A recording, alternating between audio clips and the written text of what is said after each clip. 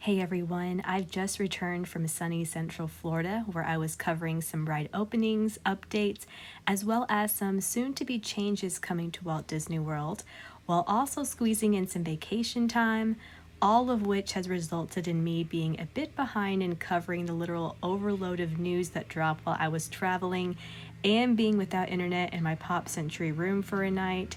True story. Anyway, I have a ton of videos in the works, but for today, I'm filling you in on what's really news and all the latest news about Tiana's Bayou Adventure. Now, in absence of an opening date for Tiana's Bayou Adventure, Disney has offered the best looks yet at the ride's roster of audio-animatronics in its new YouTube series. We call it Imagineering. I believe I mentioned this in a previous video, but one of the concerns and critiques about this upcoming attraction was the expectation that Disney would skimp on the number of audio animatronics, and in contrast to Splash Mountain's literal dozens upon dozens.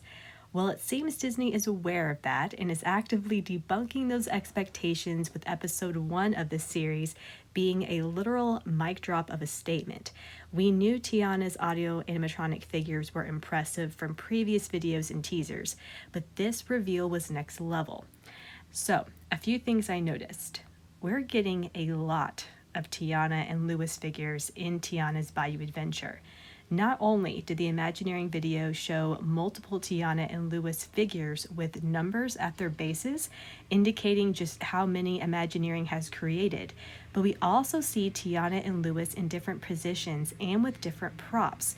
For instance, one of the best shots we see is of Tiana on a log with Louis seemingly stuck inside.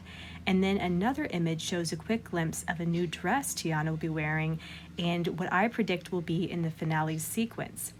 I also believe the amount of time and footage the video dedicated to the jazz-loving Louis suggests we will see a lot of this trumpet-playing gator in the ride, which is something I mentioned in a prior video. I really think he is Tiana's co-star for this story, this adventure.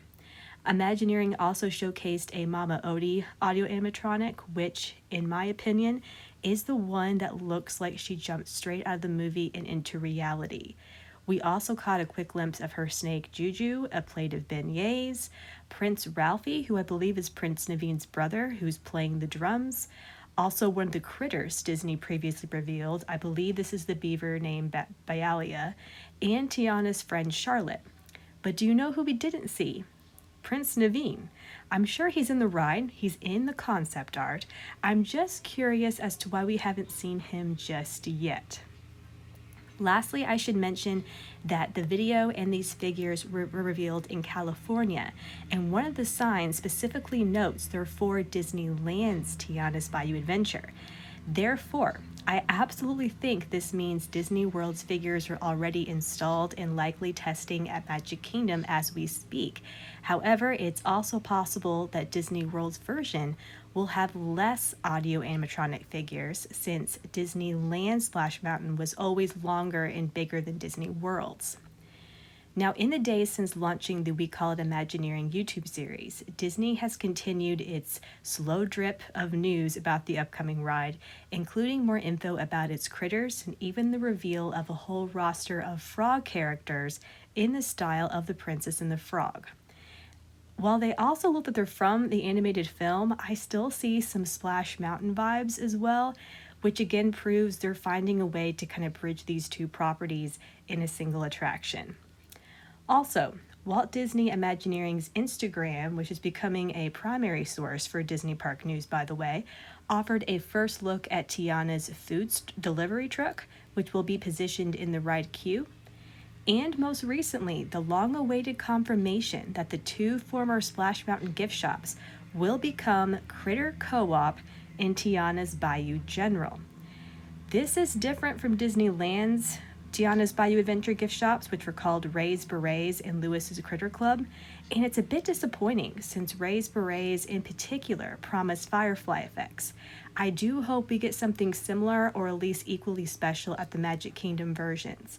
I'll also mention that the Critter Co-op appears to be the Briar Patch gift shop, which is right in front of Splash Mountain, while Tiana's Bayou General will be the gift shop at the exit.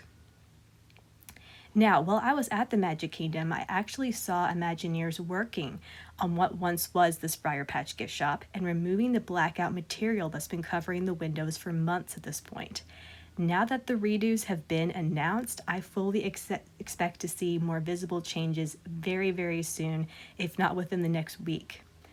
Also, while at Magic Kingdom, I got to see ongoing construction and nearly daily changes, including how the construction walls have shifted, have been pushed back in some areas, and that the entrance sign for the ride queue has been hung, and it looks just like the one we've seen on the construction walls and on the Disney Parks blog.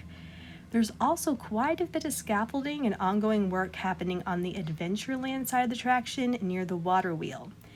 During the day, I never saw water testings, and the logs were mainly gathered at the bottom of the hill. However, Drew from Drew Disney Dude on X posted a video of team members testing the ride at night just recently, and complete with some, and I do emphasize some, nighttime lighting effects with Down in New Orleans from the film playing throughout the area.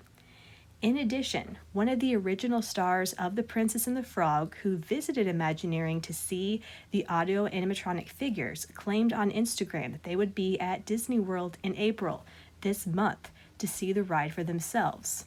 So, the question is, just how close are we to the East Coast opening of Tiana's Bayou Adventure? I have long held the belief that Memorial Day is the target date for completion in order for Disney World to have something to promote for the summer season.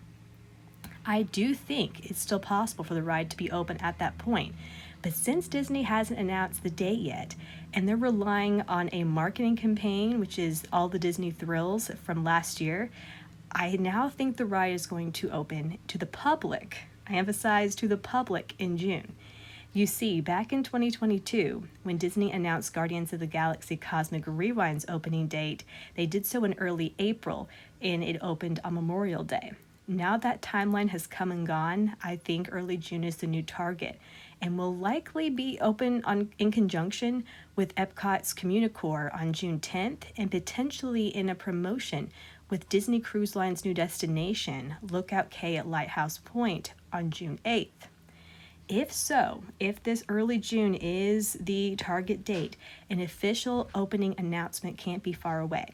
So please stay tuned for more info on that, as well as news, videos, and breakdowns of Animal Kingdom's Tropical America's Land with footage from Dinoland USA, Epcot's upcoming closure and future plans for Test Track, the Magic Kingdom's confirmed Beyond Big Thunder expansion, and all the rumors about what's on the way.